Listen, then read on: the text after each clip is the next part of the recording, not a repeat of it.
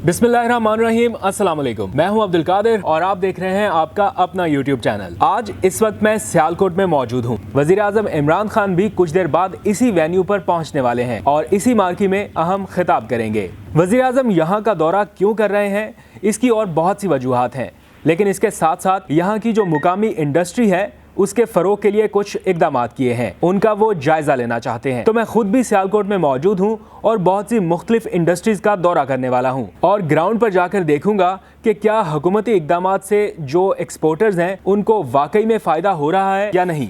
तो इस सारे सफ़र में मेरे साथ रहिएगा।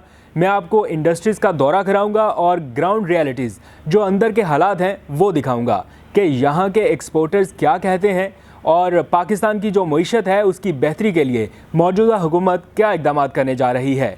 वज़ीर आज़म इमरान खान और उनकी मुआशी टीम के अहम खिलाड़ी हमाद अज़हर से भी ख़ुसूसी गुफ्तगू करेंगे। तो आइए मेरे साथ चलिए।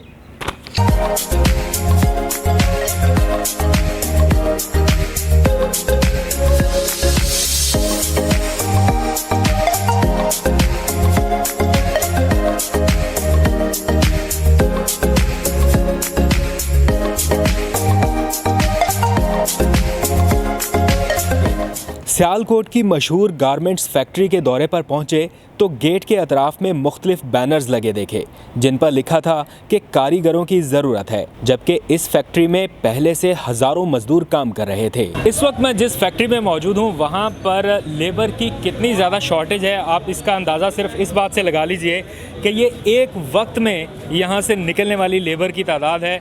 हज़ारों की तादाद में लेबर यहाँ पर एक शिफ्ट में काम कर रही है और यहाँ से अब ये निकलने वाले लोगों की तादाद से आप अंदाज़ा लगाएं कि अभी मज़ीद लेबर भी रिक्वायर्ड है। तो इससे आपको ये पता चल सकता है कि यहाँ पर कितना ज़्यादा काम हो रहा है, कितनी ज़्यादा एक्सपोर्ट यहाँ पर बढ़ चुकी है कि वर्क फोर्स इनको यहाँ पर कम लग रही है। इश्तिहार लगाकर लोगों से स्किल्ड लेबर का कहा जा रहा है कि वो यहाँ पर आकर अपना काम शुरू कर सकते हैं। हज़ारों की तादाद में वर्क फोर्स सिर्फ एक यूनिट में काम करती है और इस फैक्ट्री के दर्जनों यूनिट्स हैं जहाँ पर इस तरह के डिफरेंट डिपार्टमेंट्स हैं और वहाँ पर ये सारी वर्क फोर्स काम करती है। तो यहाँ पर अंदर के हालात भी चल के आपको दिखाता हूँ कि एक्चुअल यहाँ पे हो क्या रहा है। तो इस वक्त जो सियालकोट की एक्सपोर्ट इंडस्ट्री है कम से कम $2.5 अरब एक्सपोर्ट की शराकतदार है।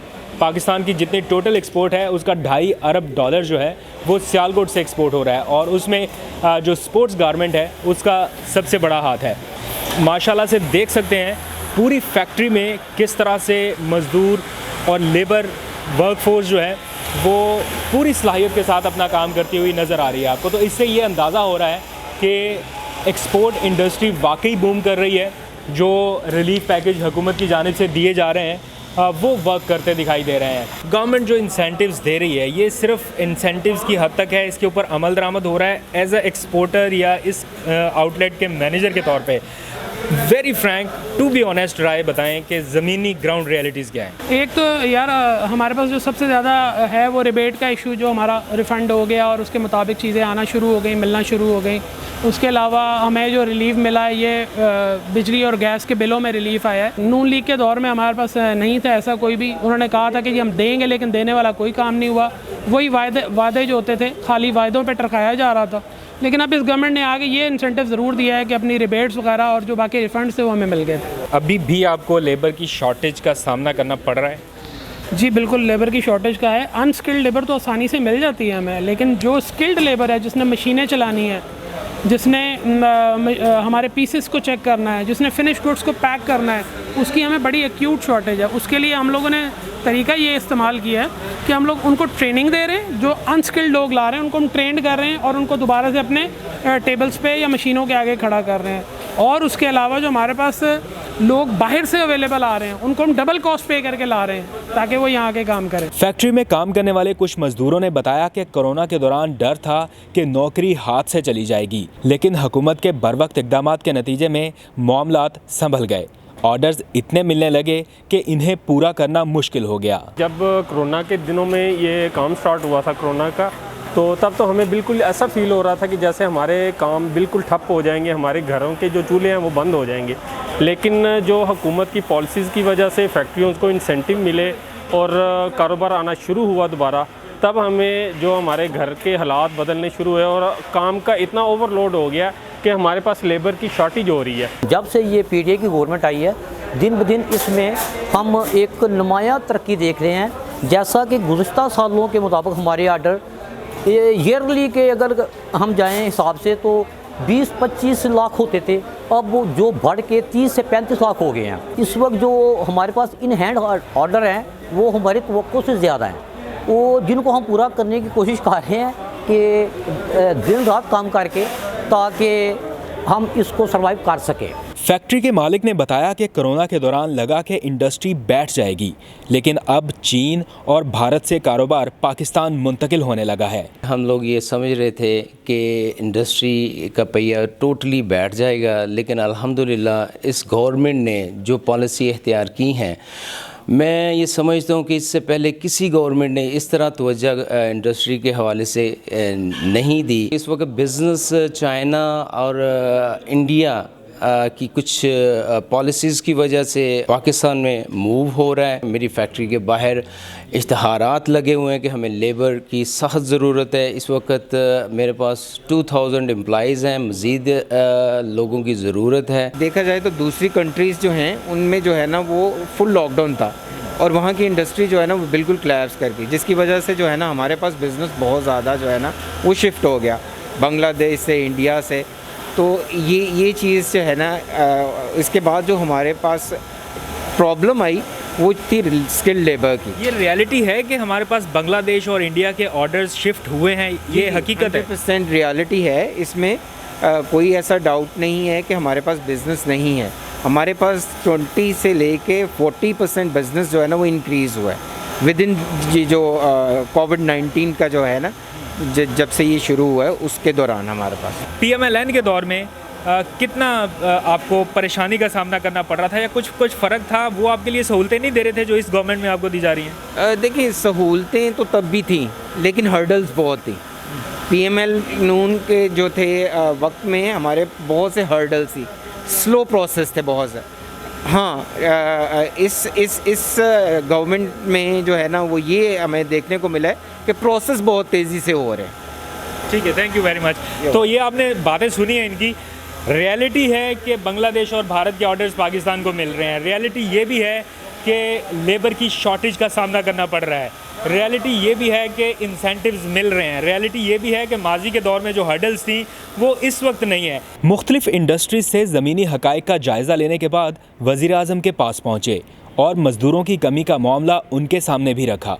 उन्होंने बड़ी खुशखबरी सुनाते हुए कहा कि 14 अरब रुपए की लागत से Sialkot university of applied engineering and technology का क़याम अमल में लाया जा रहा है, जिसका बाकायदा इफ्तिताह भी किया गया। हमारे एक्सपोर्ट ऑर्डर बढ़ते जा रहे हैं, स्किल लेबर उनको मिल नहीं रही है। बांग्लादेश और भारत के ऑर्डर्स पाकिस्तान को मिल रहे हैं। कितनी बड़ी अचीवमेंट है। इनके लिए आप क्या करने जा रहे हैं? कोई इंस्टीट्यूट ऐसा, कोई स्किल्ड लेबर के लिए कुछ होने जा रहा है? पहले तो ये बहुत बड़ी अचीवमेंट है माशाल्लाह। उस टाइम पे जब कोरोना की वजह से सारी दुनिया में इंडस्ट्री मुतासर हुई है, उनकी इकॉनमीज़ मुतासर हुई हैं।